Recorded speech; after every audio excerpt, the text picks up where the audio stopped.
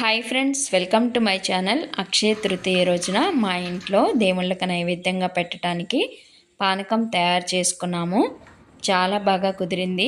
ఎలాగో ఎండాకాలం కదా, ఈ పానకం తయారు చేసుకుంటే బాగుంటుంది కదా అని ఐడియా వచ్చిందనమాట. అలాగే ఆ రోజు కొన్ని ముఖ్యమైన వస్తువులు తెచ్చుకున్నాము. మామిడి పండ్లు, పసుపు, కల్లుప్పు, బెల్లం, అలాగే ఆవు నెయ్యి, ఆవు పాలు కూడా తెచ్చుకున్నాము. బంగారం కొనకపోయినా కూడా ఈ ముఖ్యమైన వస్తువులు తెచ్చుకుంటే మంచిదే కదా అనే ఉద్దేశంతో ఇవి తెచ్చుకున్నాము. అలాగే ఆ రోజు దేవుడికి నైవేద్యంగా పెట్టడానికి పానకం తయారు చేసుకున్నాము. ముందుగా ముక్కాలు గిన్నె వరకు నీళ్లు తీసుకొని అందులోకి మెత్తగా నలగొట్టిన బెల్లాన్ని వేసుకోవాలి. అలాగే బెల్లం వచ్చి 2.5 గడ్డ వరకు తీసుకున్నాను. తీపి ఎక్కువ లేదు, తక్కువ లేదు, కరెక్ట్గా సరిపోయింది.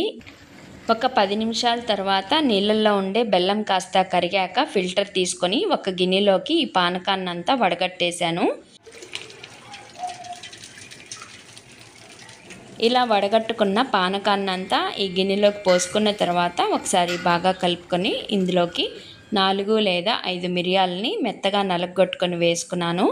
అలాగే పానకం మంచి ఫ్లేవర్గా ఉండడం కోసం 3 యాలకుల్ని దంచుకొట్టుకొని వేసుకోవాలి.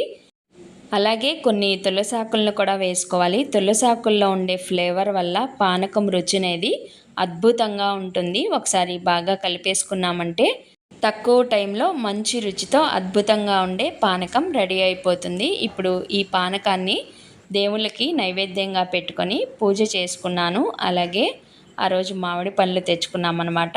అవి కూడా స్వామి అమ్మవార్లకు నైవేద్యంగా పెట్టుకొని పూజ చాలా బాగా చేసుకున్నాము. పూజ పూర్తయిపోయిన తర్వాత ఈ పానకాన్ని అందరికీ పంచుతామని ఒక ప్లేట్ పైన టీ గ్లాసులు పెట్టేశాను. ఇంకా మా చిన్నోడు వచ్చి ఈ పానకాన్ని అంతా టీ గ్లాసులకు పోస్తున్నాడు. చాలా బాగా కుదిరింది. తీపి ఎక్కువ లేదు, తక్కువ లేదు, కరెక్ట్గా సరిపోయిందనమాట. మాకైతే చాలా హ్యాపీగా అనిపించింది. ఇంకా మా చిన్నోడు వచ్చేసి మరికొన్ని తులసాకులు వేస్తున్నాడు. మీరు కూడా ఈ విధంగా ఆ రోజు పానకాన్ని తయారు చేసుకున్నారా? అవునో కాదో కామెంట్ రూపంలో తెలియచేయండి.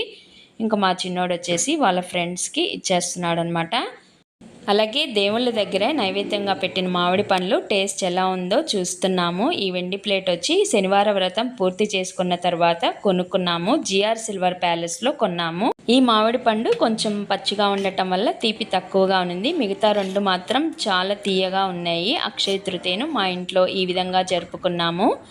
ఈ వీడియో మీకు నచ్చినట్లయితే లైక్ చేసి, షేర్ చేసి, సబ్స్క్రైబ్ చేయండి, సపోర్ట్ చేయండి, కామెంట్ చేయండి. Thank you for watching friends.